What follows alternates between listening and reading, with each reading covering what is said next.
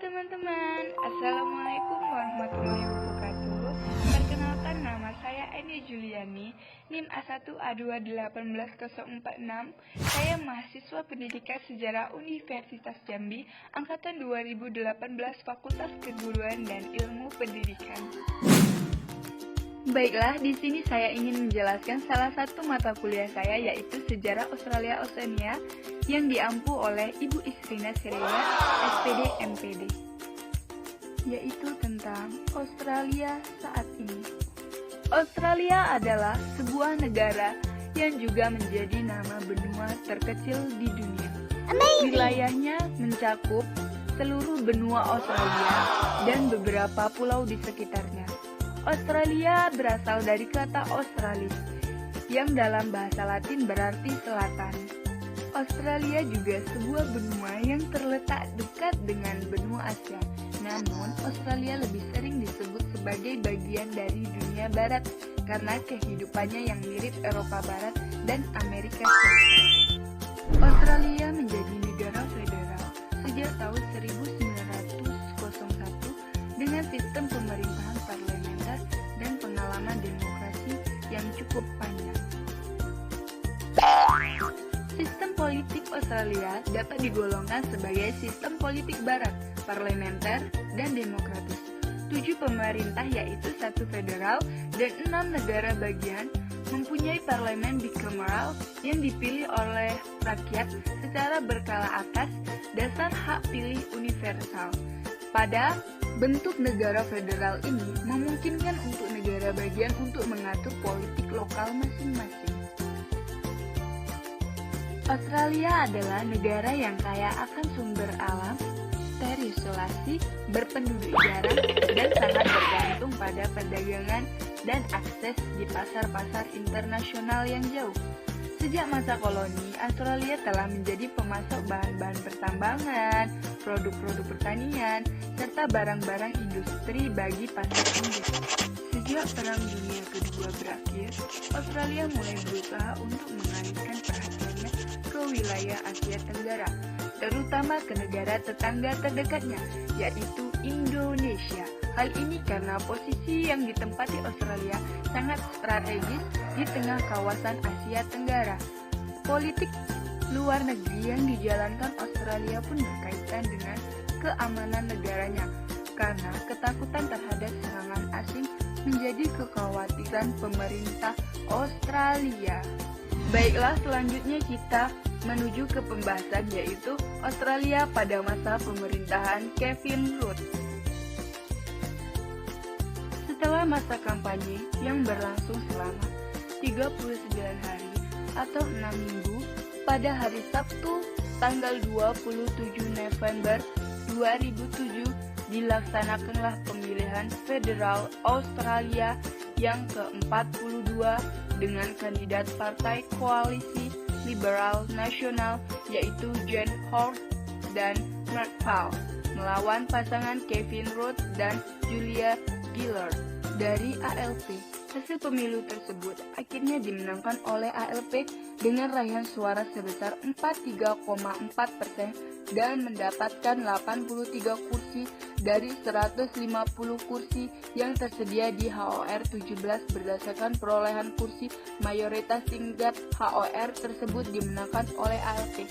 Maka ALP berhak menempatkan Kevin Rudd sebagai Perdana Menteri Australia. Dalam proses pengambilan kebijakan oleh Kevin Rudd tidak lepas dari pengaruh politik Australia.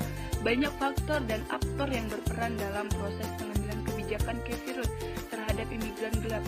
Dalam menganalisa kebijakan dibuat oleh Kevin Rudd menggunakan pendekatan sistem politik David Aston. Nah, kebijakan salah satunya yaitu kebijakan terhadap imigran gelap. Nah, permasalahan imigran gelap di Australia merupakan ancaman serius terhadap pemerintah Australia. Kebijakan pada masa John Howard memiliki banyak kekurangan dalam upaya menghadapi arus imigran gelap yang memasuki Australia melalui jalur laut.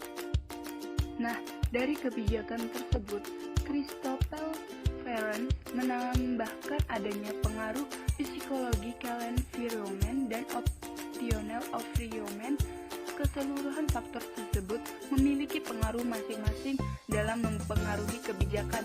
Nah, yang pertama yaitu ada pengaruh birokrasi, terus yang kedua ada partai politik, dan yang ketiga ada kelompok kepentingan, dan yang keempat ada media massa. Nah, selanjutnya yang kedua ada kebijakan lingkungan di Australia. Setelah resmi dilantik menjadi Perdana Menteri Australia ke-26 pada tanggal 3 Desember 2007, ratifikan Protokol Kyoto menjadi pencapaian awal Kevin Rudd pada masa itu. Tindakan Kevin Rudd tersebut menunjukkan keseriusan pemerintah Australia untuk menjadikan permasalahan lingkungan hidup sebagai salah satu fokus kebijakan sesuai dengan konstitusi Partai Buruh dan janji kampanye Kevin Rudd yang akan membenahi kelangkaan air dan perubahan iklim. Kevin Rudd membuat kebijakan yaitu Water Art Policy serta Carbon Reduction Pollution Scheme (CPRS). Nah, pembahasan kedua yaitu ada Australia pada masa pemerintahan Julia Gillard. Ketika popularitas Perdana Menteri Rudd menurun akibat pajak pertambangan yang diterapkannya dan masyarakat Australia sudah mulai meninggalkan dirinya. Gillard kemudian maju menjadi pemimpin Partai Buruh ALP. Pada masa kepemimpinannya, Perdana Menteri Gillard masih meneruskan beberapa kebijakan pendahuluannya. Salah satunya adalah pajak pertambangan yang telah melengsarkan Perdana Menteri Rudd dari jabatannya. Namun pajak pertambangan pada era Perdana Menteri Gillard dimodifikasi kembali agar sesuai dengan harapan pelaku pertambangan. Nah, kebijakan yang dilakukan oleh Gillard ini ada kebijakan dalam negeri yaitu ada pajak pertambangan, ada pajak emisi karbon, dan ada pajak baru. Kebijakan yang kedua yaitu ada kebijakan luar negeri. Nah, yang dilakukan Gillard adalah yang pertama ada kebijakan terhadap pencarian swasta, yang kedua ada kebijakan terhadap Indonesia, dan yang ketiga ada faktor birokrasi. Nah, pembahasan selanjutnya yaitu Australia pada masa pemerintahan Tony Abbott. Nah, ada beberapa kebijakan yang dilakukan oleh Tony ini. Nah, yang pertama ada kebijakan sosial. Yang pertama, mencegah kedatangan pencari suaka. Yang kedua, ada meningkatkan taraf hidup suku aborigin. Yang ketiga, ada penyederhanaan prosedur adopsi anak. Dan yang keempat, ada menangani isu pernikahan sesama jenis. Yang kelima, ada memberlakukan kembali gelar kebangsawanan. Yang keenam ada membantu mengidentifikasi pesawat jatuh. Dan yang ketujuh ada mengatasi penyebaran virus Ebola. Nah, selanjutnya yaitu ada kebijakan ekonomi. Yang pertama ada menolak memberi bantuan industri. Yang kedua memotong anggaran negara. Dan yang ketiga ada menghapus pajak karbon. Dan yang keempat ada perdagangan bebas. Nah, selanjutnya yaitu ada kebijakan politik. Yang pertama ada pembentukan kabinet dan perombakan kementerian. Nah, yang kedua ada politik luar negeri Australia dengan Indonesia. Nah, kebijakan yang terakhir ada kebijakan pertahanan keamanan. Yang pertama ada menarik pasukan dari Afghanistan.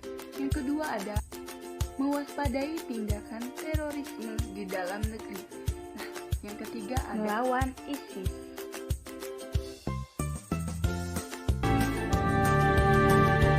Baiklah teman-teman, itu saja yang dapat saya sampaikan. Bila ada kata-kata yang salah, saya mohon maaf ya. Saya akhiri wabillahi taufiq wal hidayah. Wassalamualaikum warahmatullahi wabarakatuh.